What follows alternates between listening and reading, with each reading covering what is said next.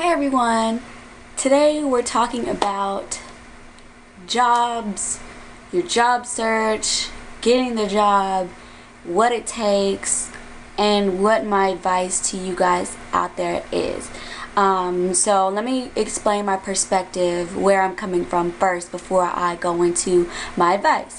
So I'm best versed, of course, on my experiences, people around me, and what I've learned, being in college and all that kind of stuff. So a lot of my advice I have learned is from different workshops that I've gone to, different mini seminars that I've gone to, and just word of mouth and advice that I've gotten from my mentors and people around me in my life. So that is where most of this is coming from, and of course personal experience. So and this is definitely for the young college educated, or about to head into college, or just like 18 to 24 or so age range. So if you fall into that, even high school, younger, whatever, this will be a good little tip video for you. And even if you're not there yet and you want to get some advice before you go into college, or before you go and try to apply for a job,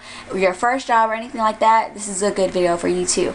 So talking about your job search first. Now remember that it is hard to get jobs out these days, and there is a million people out there searching for jobs and applying for jobs. Now what you want to do is, of course, is to stand out.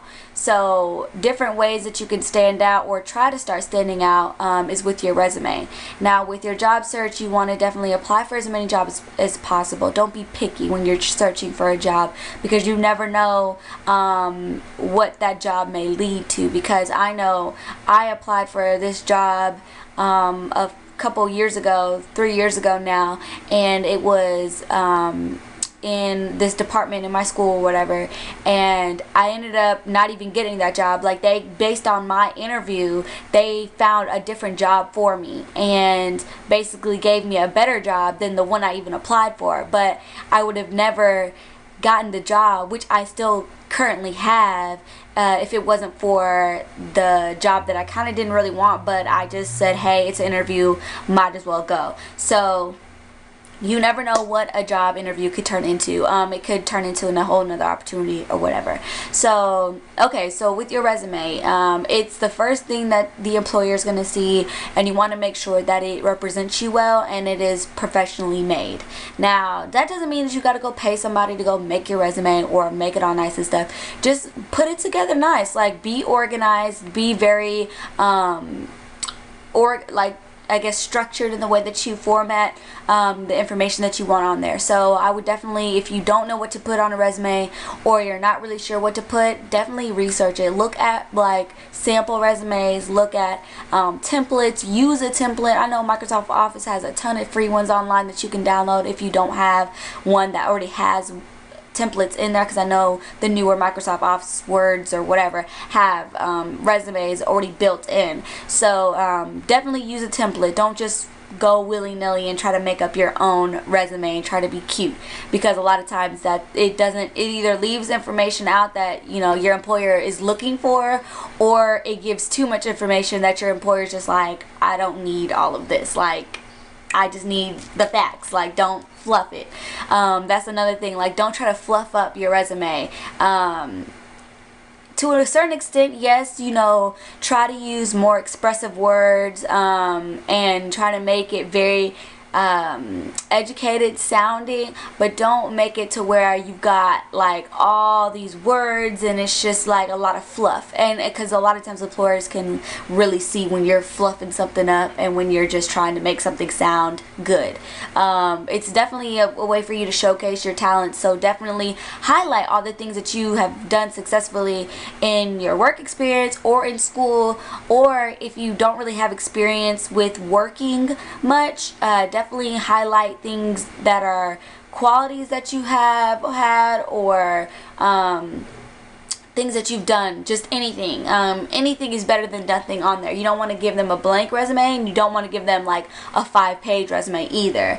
It also depends on the job that you're going for. So if you are going for certain kinds of jobs want certain kinds of resumes. I would definitely research in the job field that you're going into, what kind of resume do they prefer. Now, me personally, I'm in the education field, so they want more detailed resumes. I can get away with having a 3-page long resume because they want to see things that I've been involved in and things that I've done. But with like a business, like if you're going into corporate America or something like that, you want a 1-pager, like a 1-page, really concise, really quick resume that your employer can glance over and pick the highlights of your experiences. They don't want to sit there and read a whole bunch of stuff because they don't have time for that, because they probably have like 400 applications to look through and they're skimming through. So if they see that yours is too long, they're not going to spend time on it. Okay, so resume, that was that. Now, say you've got the interview. Number 1, dress accordingly. Do not go in there with a mini skirt on, cleavage out, and all that kind of stuff. Like, you don't want to do that. Ladies, have your skirts lower than your knee to always be safe. That's just my advice. I mean, I like to play it safe than sorry, and understand the difference between business casual and professional, or business professional, because those are 2 separate things. And definitely try to understand what kind of environment you're about to work in, or what kind of environment that your employer is coming from, so that you can dress accordingly. Because some employers don't have a more lax idea of what dress like is in the office. So definitely when you go in there, dress more conservative, and then you can ask them questions like, hey, you know, what do you prefer your employees wear throughout the day? Is it okay to wear jeans? Is it okay to do this? Okay to do that? So that you're on the safe side and you are very well aware of their dress code.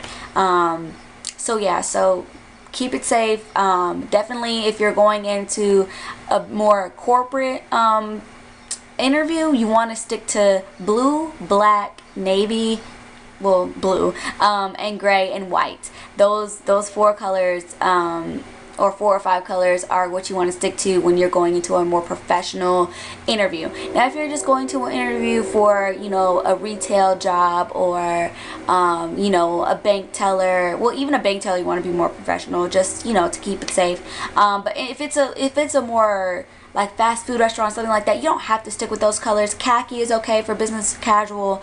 You can play around with colors more in business casual, but definitely if it's a more corporate job, you want to stick with very basic colors, basic attire, nothing too fancy.